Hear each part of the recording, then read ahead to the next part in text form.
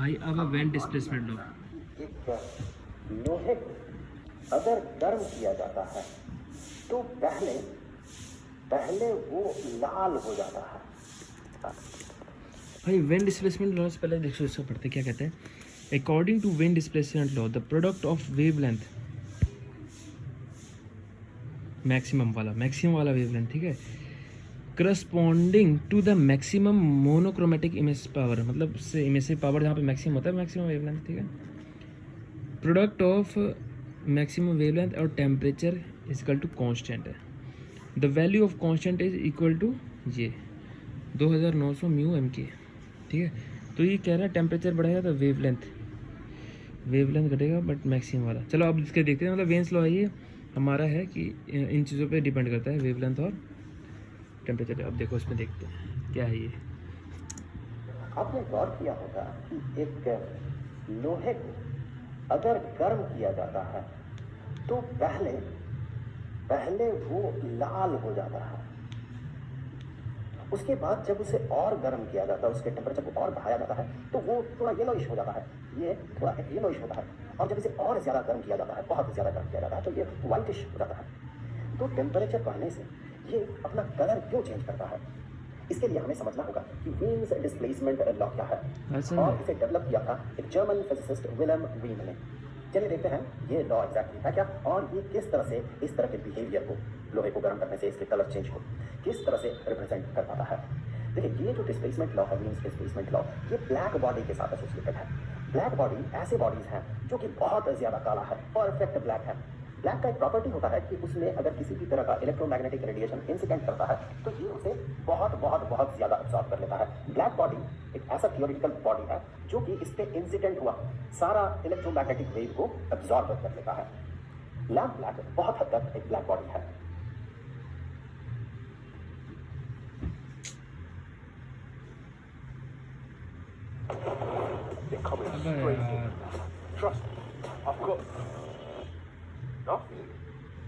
Lamp black होता है जो पुराने जमाने में केरोसिन लैम्प हुआ करता था।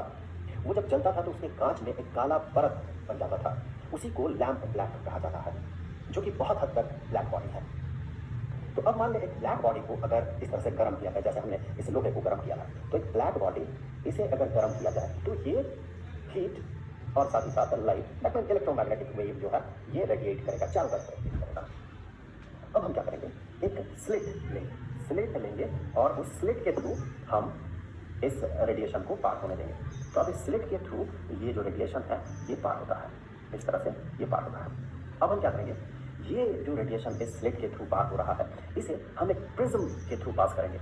आपने ये तो पढ़ा ही होगा 9th-10th में कि जब एक प्रिज्म से व्हाइट लाइट पास करता है, चलिए एक बार एग्जांपल देख लेते हैं। व्हाइट लाइट अगर पास करेगा तो क्या होगा, जब ये व्हाइट लाइट पास करता है तो होता क्या है, ये अलग अलग कलर्स में स्प्लिट कर जाता है।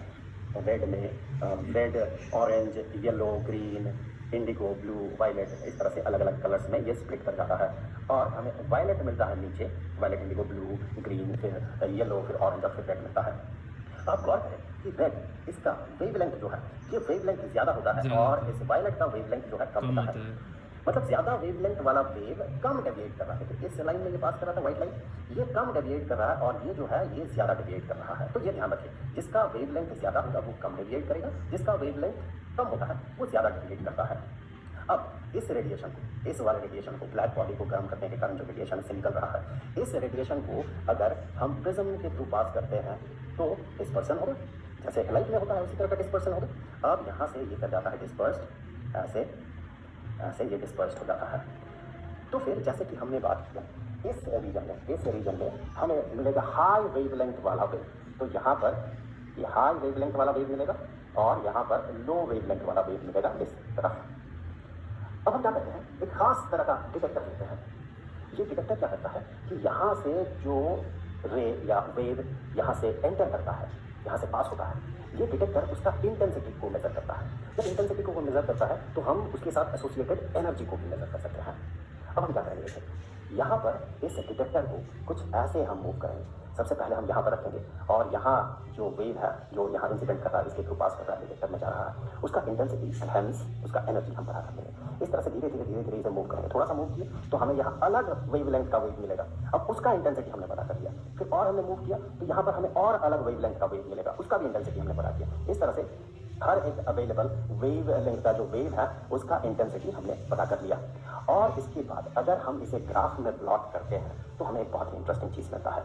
हम इसे अब ग्राफ में कर लेंगे प्लॉट। ये जो है जो हॉरिजॉन्टल एक्सिस है इसमें हम लिखेंगे वेवलेंथ और जो वर्टिकल एक्सिस है इसमें हम एनर्जी को प्लॉट करेंगे। अब हमने जब डिटेक्टर को यहाँ प्लेस किया था तो हमने देखा था दो चीज़ हम ऑब्जर्व करेंगे वहाँ पर। एक तो ये कि जहाँ पर डिटेक्टर है वहाँ से जो वेव डिटेक्टर के अंदर जा रहा है उसका वेवलेंथ कितना है और उसके साथ एसोसिएटेड टोटल एनर्जी कितना है। हमने ये पाया कि सबसे पहले जब यहाँ पर डिटेक्टर को रखते हैं तो हमने ये पाया कि वेवलेंथ जो है कुछ इतना है और उसके साथ एसोसिएटेड एनर्जी जो है वो इतना है। अब हम इसे ग्राफ में प्लॉट करते हैं तो कुछ यहाँ पर हम प्लॉट करेंगे उसे। उसके बाद हम जब इसे थोड़ा सा मूव करके यहाँ पर लाते हैं, इसी को जब थोड़ा मूव करके नीचे ले आते हैं तो हमें कम वेवलेंथ का वेव मिलेगा। हमने ये देखा कि किसी एक सर्टेन पॉइंट ऑफ टाइम में वेवलेंथ जो है वेवलेंथ इतना है और उसके साथ एसोसिएटेड एनर्जी इतना है। हमने उसे भी यहाँ पर प्लॉट कर दिया। ऐसे अलग अलग वेवलेंथ के लिए इसको ध्यान से देखो भाई, ठीक है। अगर इस ग्राफ को बनाते हैं उसके साथ एसोसिएटेड एनर्जी को प्लॉट करते हैं तो हमें कर्व जो है कर्व कुछ इस तरह का मिलता है, कुछ ऐसा कर्व मिलता है, कुछ ऐसा, कुछ इस तरह का ऐसा कर्व। अब देखिए ये जो बॉडी था ये मान लेते हैं अभी T1 टेम्परेचर में था और हमने ये मेजर किया तो यहाँ इस ग्राफ के साथ हम एसोसिएट कर देंगे T1 टेम्परेचर। T1 टेम्परेचर में हमें ये ग्राफ मिला। अब एक इंपॉर्टेंट चीज़ है, देखिए इस वेवलेंथ के साथ एसोसिएटेड एनर्जी जो है वो इतना है, इस वेवलेंथ के साथ एसोसिएटेड एनर्जी जो है वो इतना है, थोड़ा ज़्यादा है, इस वेवलेंथ के साथ एसोसिएटेड एनर्जी और थोड़ा ज़्यादा है। अब आप ये पाएंगे कि ये जो वेवलेंथ है यहाँ पर ये जो वेवलेंथ है इसके साथ एसोसिएटेड जो एनर्जी है ये एनर्जी सबसे ज़्यादा है, मैक्सिमम। तो इसे चलिए एक नाम दे देते हैं कि lambda M, lambda wavelength for maximum energy. तो ये लैम्डा एम T1 टेम्परेचर में जब ब्लैक बॉडी था तब यही लैम्डा एम वेवलेंथ वाला वेव जो है उसके साथ एसोसिएटेड एनर्जी जो है ये मैक्सिमम है, सबसे ज्यादा है।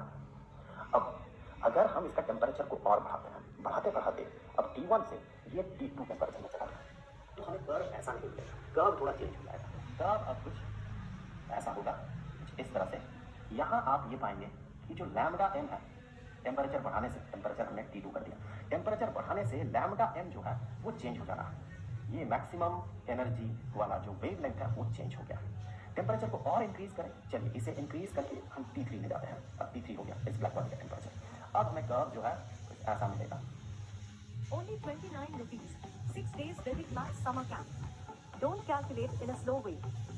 Enroll course and master top speed method. ऐसा। अब आप देखें जो मैक्सिमम एनर्जी वाला वेवलेंथ है वो और कम हो गया। देखिए टेम्परेचर बढ़ाते जाए मैक्सिमम एनर्जी वाला वेवलेंथ जो है वो कम होते जाएगा। इस लोहे के केस में भी तो यही हो रहा था। सबसे पहले देखिए ये लाल रंग दिख रहा था हमें, ये लाल रंग रेडिएट कर रहा था, रेड वेवलेंथ जो है रेड कलर का जो इलेक्ट्रोमैग्नेटिक वेव है ये रेडिएट कर रहा था पहले। मान लेते हैं कम टेम्परेचर में T1 टेम्परेचर में ऐसा कर रहा था। अब T2 टेम्परेचर में ये येलोइश हो गया था, ये येलोइश हो गया था। अगर रेड और येलो का वेवलेंथ को आप कंपेयर करें तो रेड का जो वेवलेंथ है ये वेवलेंथ ज़्यादा होता है और येलो का जो वेवलेंथ है ये वेवलेंथ कम होता है।